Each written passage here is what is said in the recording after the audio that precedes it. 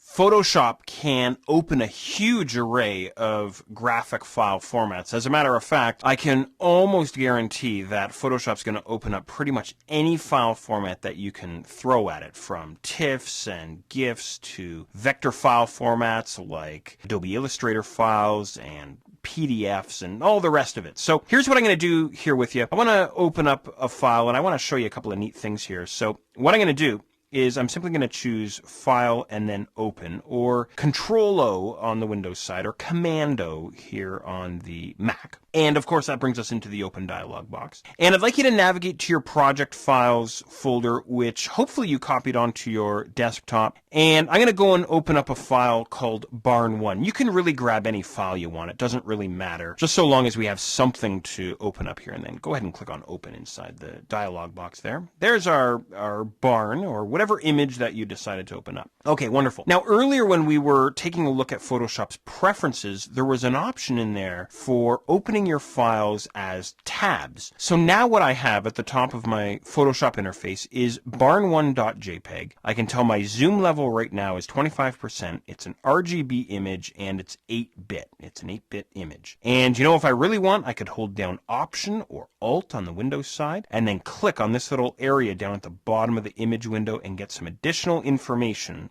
about this file. For instance, this guy is huge. He's 2,500 pixels in width, or 35.5 inches. He's 1,920 pixels in height, or 26.5 inches. He's RGB, and he's 72 pixels per inch. So he's pretty massive. He's pretty huge in terms of his physical dimensions anyway. That's kind of a cool thing. But you may have eyeballed this already, that I still have the original file that you and I created open inside the previous tab. So now I'm working in sort of this tabbed environment here, which you might like or you might not like. Personally myself, maybe I'm a little old school when it comes to Photoshop, but I don't like the tabs. I like instead having floating document windows. So what I'm going to do here is up to my application bar running right across the top here, we have this drop down right here, Arrange Documents. And what I can do here, I mean, you can choose all kinds of different ways to view your files if you want. We could go 2 up, for instance, and now we get side by side, or, you know, I could drop this guy down and I could go, you know, 1 above, 1 below, something like this, which is kind of cool. I mean, this is great when you're doing, you know, comparison work and things like this. But instead, I think what I'll do is I'll pop open this menu up on the application bar, and instead what I'll do is I'll say Float All in Windows. And now what I have is a separate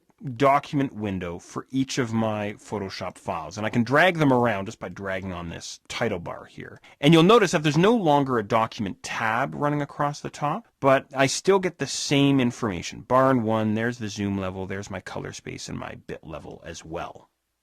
So I'm still getting all the same information, and I have the exact same information running right across the bottom of the document window. So it really is entirely up to you how you'd like to work. If you want to go back to that tabbed interface, that tabbed view, you can head back up to your application bar, back to Arrange Documents, drop this guy down here and choose the very first icon there, Consolidate All, and now we're back to where we started. Pretty cool. So there you go. There's opening files and working with multiple files and things like this. Now, before I close this out here, I want to show you one more thing here. What I'm going to do is I'm going to close out of these 2 files here just by clicking on the X there on the document tab. For each of these guys here, I'm going to close out of this guy as well. And if you get prompted to save or anything like that, just say no. And I want to show you a very cool way for opening up files, both on the Mac and on the PC side. What we could do, of course, is we could choose File Open, or we could hit Control-O on the Windows side, or Command-O here on the Mac. But try this. This gray background that we see here in the sort of the background of the Photoshop interface, try double-clicking on it.